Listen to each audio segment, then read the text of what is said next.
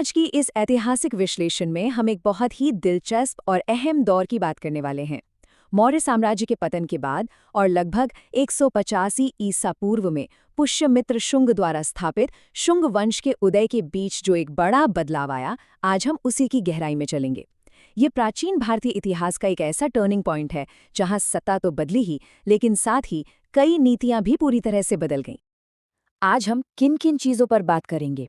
हमारा पूरा फोकस रहेगा शुंग सत्ता की चुनौतियों पर, उनके प्रशासन में आई निरंतरता और बदलाव पर, वैदिक परंपराओं की वापसी पर, बौद्ध धर्म से जुड़े विवादों पर और अंत में एक बहुत ही कमाल की रिवीजन ट्रिक पर। तो चलिए बिना किसी देरी के शुरू करते हैं। सबसे पहले बढ़ते हैं हमारे पहले भाग की ओर, शुंग सत्ता की चुनौतियां, यानी इस नए सत्ता परिवर्तन को आखिर कैसे संभाला गया। जरा सोचिए, एक नए राजवंश के सामने सबसे बड़ी चुनौती आखिर क्या होती है? जब कोई किसी अस्थिर साम्राज्य की गद्दी पर बैठता है तो सिर्फ सिर पर ताज पहन लेना ही काफी नहीं होता।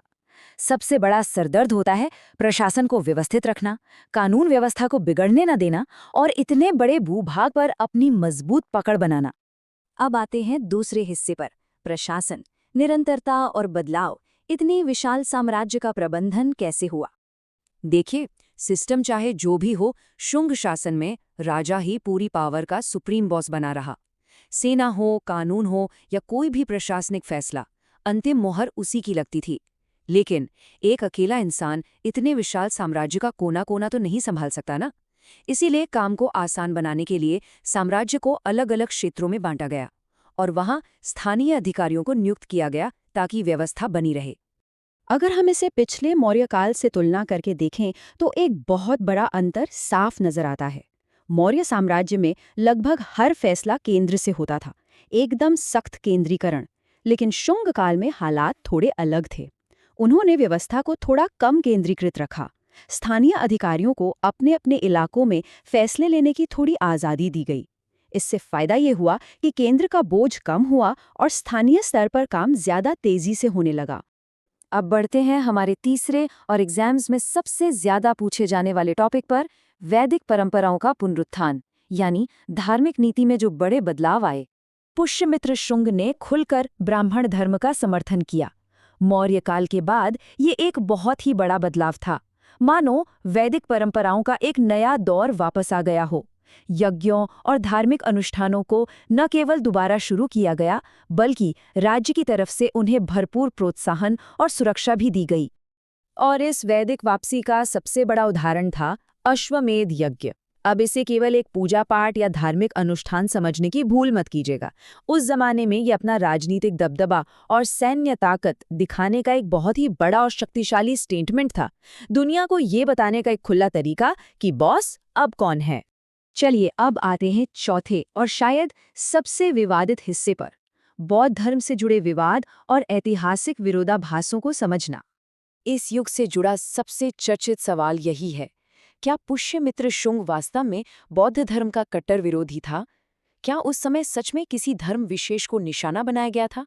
एक इतिहास के विद्यार्थी के रूप में हमें इन विरोधाभासों को एकदम निष्पक्ष होकर समझना चाहिए। आइए देखते हैं कि सबूत क्या कहते हैं। यहाँ इतिहास के पन्नों में एक बहुत बड़ा टकराव दिखता है। एक ओर कुछ प्राचीन बौद्ध ग्रंथ हैं जो साफ दावा करते हैं कि बौद्ध धर्म को भारी नुकसान पहुंचाया गया, लेकिन वहीं दूसरी ओर पुरातात्विक साक्ष्य, यानी जमीन से मिले सबूत, एक बिल्कुल ही अलग कहानी सुनाते हैं। उसी शुंग काल के दौरान हम सांची जैसे कई विशाल बौद्ध स्तूपों और संरचनाओं का निर्माण और विस्तार देखते हैं। तो अब सवाल ये है कि एग्जाम्स में अगर ये विवादित टॉपिक आ जाए तो हम क्या लिखेंगे?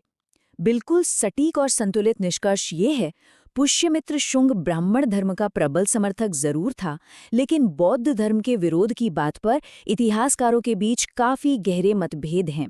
इतिहास में इस मुद्दे पर कोई एक स्पष्ट सहमति नहीं है। इन तमाम बहसों, मतभेदों और राजनीतिक उथल-पुथल के बीच हमें एक बात बिल्कुल नहीं भूलनी चाहिए। प्राचीन भारत की ये खूबसूरती थी कि समाज में कई धार्मिक परंपराएं एक साथ मौजूद थीं। चाहे वो ब्राह्मण धर्म हो या बौद्ध धर्म, समाज के अलग-अलग हिस्सों में वे एक ही समय में फल फूल रहे थे और विकसित हो रहे थे। और अब आते हैं अपने अंतिम और पांचवें भाग पर, त्वरित रिवीजन और वो खास ट्रिक जो इन तथ्यों को याद रखने में मदद करेगी। एग्जाम टाइम के लिए इस शक्तिशाली ट्रिक को रट लीजिए। रा मौ कम ब्रा मत, ये इस पूरे सेशन का एक अचूक निचोड़ है। रा से याद रखना है कि राजा सर्वोच्च है, मौ से मौर्य व्यवस्था का प्रभाव, कम से कम केंद्रीकृत प्रशासन, ब्रा से ब्राह्मण धर्म का समर्थन और मत से बौद्ध धर्म के विरोध पर इतिहासकारों के अलग अलग मत। बस ये एक लाइन और सारे फैक्ट्स एकदम पक्के। तो इस पूरे विश्लेषण को खत्म करने से पहले एक सवाल जो हम सबको सोचने पर मजबूर करता है, क्या इतिहास को सिर्फ किसी एक स्रोत से पढ़कर समझना कभी सही हो सकता है? जैसा कि हमने आज देखा, ग्रंथ कुछ और दावा करते हैं और पुरातात्विक साक्ष्य कुछ और। सच्चाई के करीब पहुंचने के लिए अलग-अलग नजरियों को खंगालना कितना जरूरी है ना? आज के इस विश्लेषण से जुड़ने के लिए बहुत बहुत धन्यवाद। ऐसे ही गहराई से सीखते रहिए।